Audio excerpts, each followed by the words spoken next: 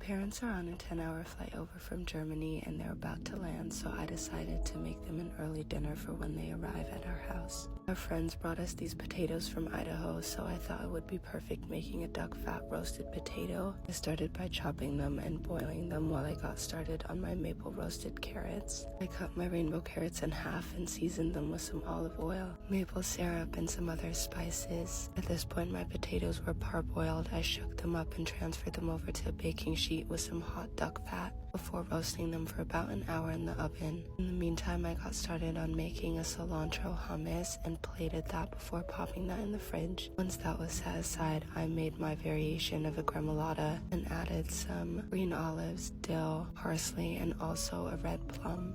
I finally chopped my parsley and my dill before moving on to my olives and adding them to the plate. Last but not least, I also cut up my plum and added some olive oil, lemon juice, and some grated garlic to the mix. Seasoned with salt and pepper, gave that a good stir. By this point, my fish was ready to go in the oven, so I got started on the marinade, which was just some melted butter, some lemon juice, and a handful of other spices to go with the fish. Coated my fish in the marinade before putting it on a baking sheet and adding some tomatoes to roast as well. At this point, I was ready to plate, so I put my maple roasted carrots down on my cilantro hummus, topped my fish with some of the gremolata, but also put some extra on the side, plated my potatoes as well, and there we go, dinner was served. My dad loves a good potato while my mom loves a well-cooked fish, so this was perfect.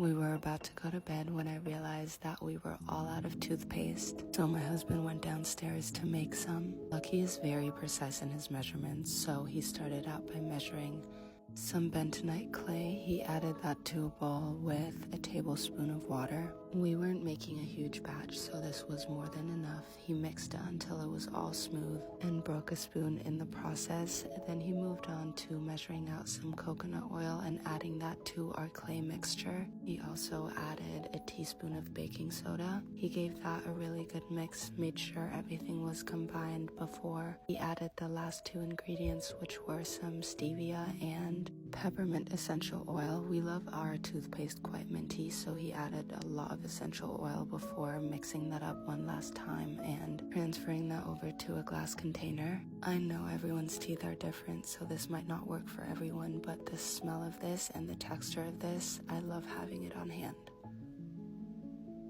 My sister's in town to visit, and she's been craving bubblegum so bad, but she ran out, so I just decided to make it for her.